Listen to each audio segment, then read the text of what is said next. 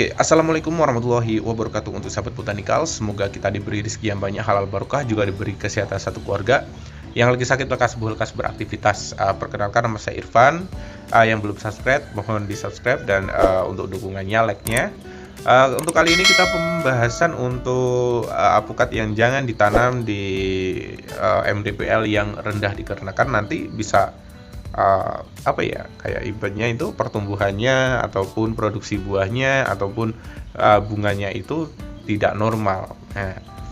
Seperti apa dan jenis-jenisnya apa aja, mari kita bahas untuk sekarang ya. Nah, untuk yang pertama yaitu dari apukat wina. Ya, ini Bapak Haji Badarudin sedang mengganti jenis dari apukat ya yang ada di depan saya. Ini adalah dari apukat wina. Kita peronggolin aja nih, diprunin aja, biar nanti ada terobosan baru yang bisa kita sambung. Nah, ini dari apukat wina, kenapa kita ganti? Ini dikarenakan sebabnya itu adalah dari buah yang tidak mulus ya, tidak mulus. Jadi ada juga yang tidak mulus dan nanti harga jualnya itu akan turun ya. Harga jualnya akan turun dikarenakan memang kita pernah jual dan juga produksinya dari segi produksi sangat bagus sekali ya. Kita tidak bilang ini jelek, ini sangat bagus sekali, bahkan banyak ya. Tapi yang normal pohonnya yang memang berbuahnya bagus cuman ada 2 yang ada di sini. Bahkan kita tanam apukat wina itu banyak ya, tidak hanya 1-2 ya, kita banyak karena kita terjebak oleh tren dulu, yaitu tren dari apukat wina, yang mana apukat wina ini jadi primadona dulu. Dan ternyata kita tanam di MDPL yang rendah itu dampaknya ada beberapa macam ya. Jadi jangan tanam apukat wina ya. Saya beri contoh untuk buah dari apukat wina yang pernah kita panen ya. Nah, ini salah satunya. Ya, jadi tembong kayak gini nih. Ini bukan dikarenakan busuk, enggak. Ya, ini dikarenakan memang ditanam di MDPL rendah dan jadinya seperti ini nih. Bisa dilihat ya untuk sahabat botanikal bahwasanya tidak mulus. Nah, ini hanya beberapa saja ya. Ada lagi yang di bawah ya. Kita ke bawah yang ada teman-temannya ini yang mana memang parah dan tidak bisa dijual. Ya, bentar. Nah, ini nih. Nggak bisa dilihat ya sahabat botanikal ya. Memang kita letakkan di sini. Dibilang katanya lalat buah, bukan dari lalat buah, dikarenakan memang kemungkinan ini baru kemungkinan saja. Mungkin karena memang ini untuk dataran yang tinggi dan di dataran rendah ini tidak kuat untuk dari segi panasnya, dari segi bakteri juga mungkin ya. Jadi mudah masuk ke dalam juga. Tapi ada juga yang memang itu mulus kan gitu ya. Ini bukan keserang hama seperti lalat buah ya. Kita bisa membuktikannya langsung, jadi tidak abal-abal. Saya buktikan ya langsung ya. Ya, sahabat botanikal, kita akan membuktikannya ya. Ini bagian yang tembong, kita seset aja ya, kayak gini. Nah, kalau untuk daging buahnya itu mulus ya, daging buahnya itu mulus. Tapi kalau dari segi skinnya, nah ini yang tidak mulus.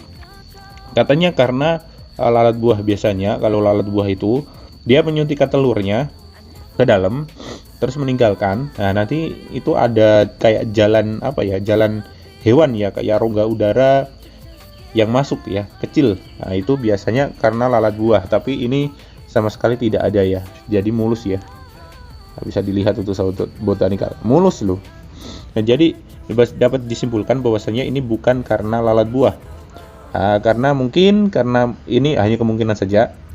Mungkin karena memang suhu atau temperaturnya itu kurang cocok di MDPL yang rendah. Jadi jangan tanam, sekalipun jangan tanam apukat wina di MDPL yang rendah, dikarenakan memang kayak gini ya. Soal kita akui ya, soal gantel yang atau batang yang ada di sini ini sangat kokoh, sangat kuat sekali ya. Jadi kena angin pun tidak masalah. Tapi dari segi buahnya ya, soal pertumbuhan gimana? Pertumbuhannya itu bagus.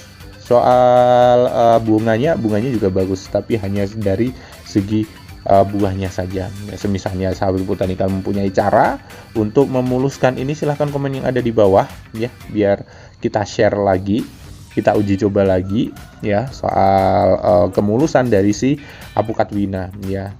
Jangan sampai sahabat botanikal terjebak oleh yang namanya tren dari apukat ya.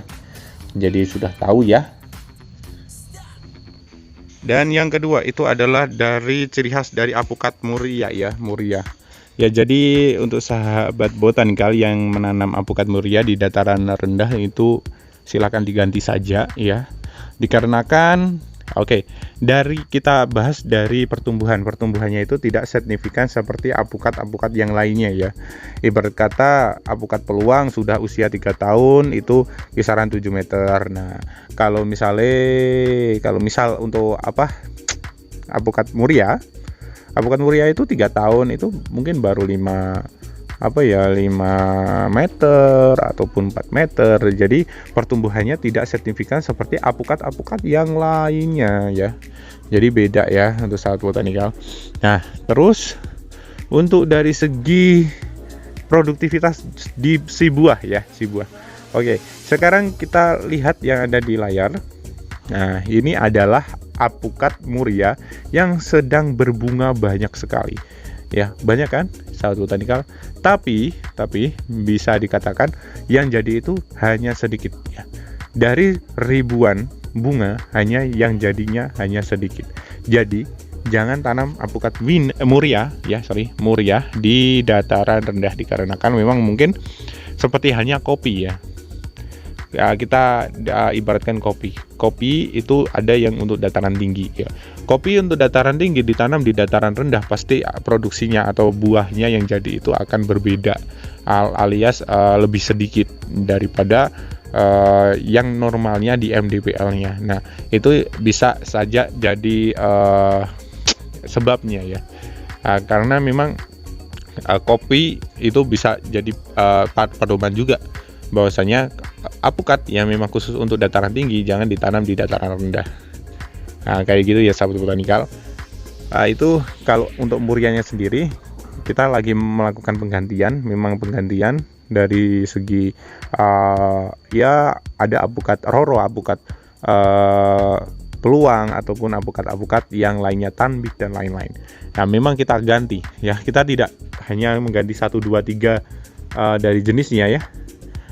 Karena gini, prinsipnya kalau kita mengganti apukat ya, misalnya produksinya itu bagusnya produksinya ini di sini, ya udah kita kan pangkas yang lainnya, kita hidupkan yang produksinya bagus. Jadi tidak cuma mengganti satu jenis, tapi melainkan banyak jenis yang ada di satu pohon apukat seperti apukat muria yang ada di depan saya ini ya, kayak gini ya. Nah, ini ciri khas dari apukat muria. Mungkin ada yang kebingungan dari ciri khas apukat murianya, yaitu adalah mempunyai benjolan-benjolan yang tidak akan pernah hilang ya. Ini benjolan-benjolannya seperti apa? Seperti yang ada di sana, benjolan-benjolan.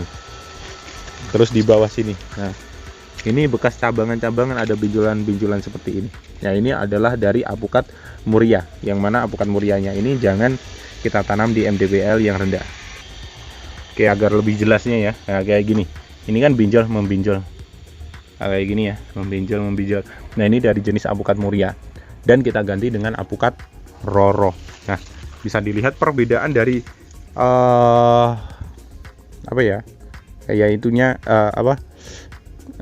pohonnya ya, memang beda, pertumbuhannya beda, terus cabangannya juga beda. Nah, seperti itu.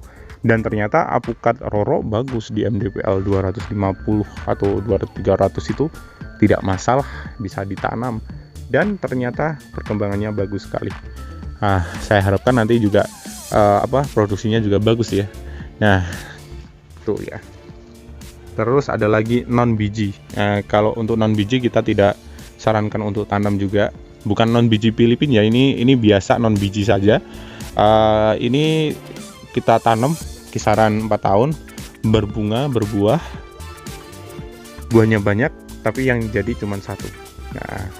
Nah, itu bisa jadi pedoman ya sahabat botanikal. Dan kita ganti dengan apukat yang seperti halnya yang ada di sini. Ini cabangan beda. Nah, ini cabangan beda. Ini dari apukat si manis ya, yang sering kita share juga. Oke, ini soal ini sudah clear. Sekarang soal yang lainnya ya jenis yang lainnya yang jangan ditanam di MDPL yang rendah. Nah, ini sahabat botanikal, ini adalah dari jenis Puerte. Oke, Puerte, terus Hass, terus Pinkerton itu hampir sama ya untuk jenisnya ya. Jadi jangan ditanam di MDPL yang rendah dikarenakan memang dari segi kayak ibaratnya mudah terserang oleh hama, terus tidak disukai lah, intinya disukai oleh ulat kecil. Jadi bentukannya kayak kurang bagus untuk pohonnya ya. Jadi kayak gimana gitu, bisa dilihat untuk sahabat botanikal untuk cabangannya ini kayak gimana ya, kayak kusam gitu loh. Jadi tidak indah juga di MDPL yang rendah, mudah terserang oleh hama. Nah, bisa dilihat untuk sahabat botanikal bahwasanya terserang oleh hama itu mudah sekali. Itu bahkan bisa menyeluruh ke bagian dari apukatnya, tanaman apukatnya. Kalau untuk yang ini kan TW ya, kita bisa membandingkannya loh.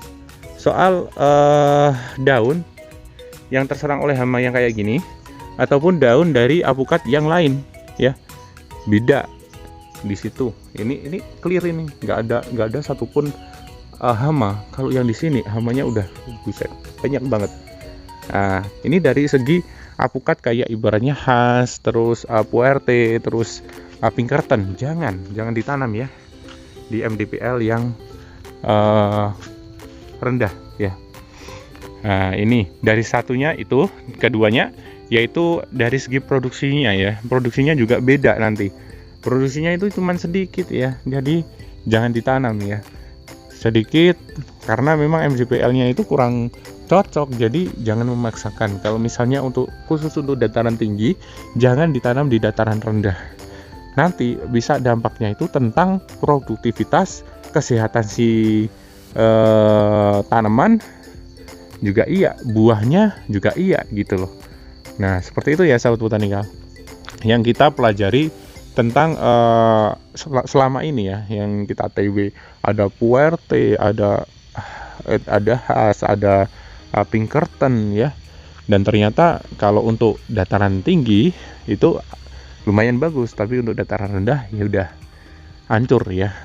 Jadi mending jangan ditanam. Kalau misalnya sahabat botanikal itu terlanjur menanam apukat Hass di dataran rendah ya, kisaran 600 ke bawah, mending diganti dengan teknik, misalnya kalau sudah besar menggunakan teknik TW ya. Kalau masih kecil ya udah ganti aja langsung dengan tanaman-tanaman yang memang produksinya sudah jelas seperti halnya yang ada di depan saya ini ya. Nah, seperti itu. Kalau misalnya sahabat botanikal masih penasaran tentang teknik TW, seperti ini hanya sebagai tambahan aja contoh. Soal penggantian bisa dilihat bahwasanya kita mengganti itu tidak hanya dari satu batang aja, melainkan beberapa batang dijadikan satu agar nanti kokoh dari tanaman tersebut, agar nanti itu kalau ada angin besar itu tidak patah ya. Seperti halnya yang ada di sini. Ini bibit roro, kita cuman sambung satu batang dan ternyata pertumbuhannya bagus, kita perlu kasih sanggah ya. Nah, tapi kalau misalnya tiga itu kayak gini. Tapi juga tergantung sahabat botanikal ya, memang mau difokuskan yang di mana. Nah, kalau misalnya cabangan 3 seperti ini ya, jadi kokoh. Nah, tidak perlu penyangga. Tapi kalau misalnya sahabat botanikal ingin menilainya itu lebih bagus yang satu, silahkan menggunakan teknik yang seperti ini dan dikasih penyangga ya, karena produksi perkembangannya itu memang bagus sekali ya. Kayak gini ya. Dan tambahan lagi untuk sahabat botanikal, jika lo ingin mengganti tanamannya ya dengan tanaman-tanaman yang baru, silahkan kalau misalnya mempunyai tanaman kayak ibaratnya yang kayak di depan saya ini, bisa menggunakan teknik TW dengan sambung susu ya. sambung susu. Ya, itu lebih bagus dikarenakan apa? Kegagalannya itu hanya kegagalannya itu hanya sedikit lah, 80% itu pasti berhasil. Sedangkan kalau sambung pucuk kayak gimana? Kalau sambung pucuk kan kita juga kalau nggak punya indukannya kan harus order and trace juga ya. Nah, kalau udah order and trace ya udah, nanti ya kalau misalnya gagal ya harus order lagi kan gitu. Jadi lebih baik kalau misalnya untuk sahabat botanikal ingin mengganti tanamannya, kalau tidak mempunyai indukan silahkan diganti dengan tanaman yang sudah jadi. Ya seperti halnya yang ada di sini, terus nanti kita selompetkan alias kita susukan ya. Ya kayak gini. Ya kalau punya batangannya itu tidak masalah soal kayak gini sambung pucuk ya, tidak sambung susu itu tidak masalah dikarenakan apa? Kalau gagal kita mempunyai indukan sendiri sehingga kita langsung selompetkan aja nanti sudah jadi. Nah seperti itu. Jadi kalau misalnya ada kegagalan pun kita bisa ambil entrasnya sendiri. Seperti yang ada di samping sini. Nah, kayak gini ya. Nah, tadi itu adalah pembahasan kami tentang ya apukat yang jangan ditanam di dataran yang rendah dikarenakan memang pengalaman itu mahal. Jadi sahabat botanikal jangan sampai terjebak oleh yang namanya tren juga, dan juga pengalaman pun akan bertambah setambahnya usia ya. Jadi ini hanya share kami untuk sahabat botanikal biar nanti tidak salah untuk menanam apukat ya, dikarenakan kalau menanam apukat sudah lama 3 tahun terus menunggu mengharap untuk berbuah, tapi ternyata buahnya tidak sesuai dengan apa yang kita inginkan, nanti akan ada kerugian yang membuat kita itu agak down gitu ya. Jadi sahabat botanikal silahkan tanam tanaman yang lain yang di dataran rendah seperti halnya apukat peluang, apukat aligator, ataupun apukat imporan atau buat bokong ten, afuzila, tanbik dan lain-lain. Oke, cukup sekian dari saya. Apabila ada kekurangan dan salah kata mohon maaf. Saya Irfan undur diri dulu. Jangan lupa dukungannya. Yang belum subscribe tolong di subscribe. Dan wassalamualaikum warahmatullahi wabarakatuh. Salam botanikal, salam untuk semua.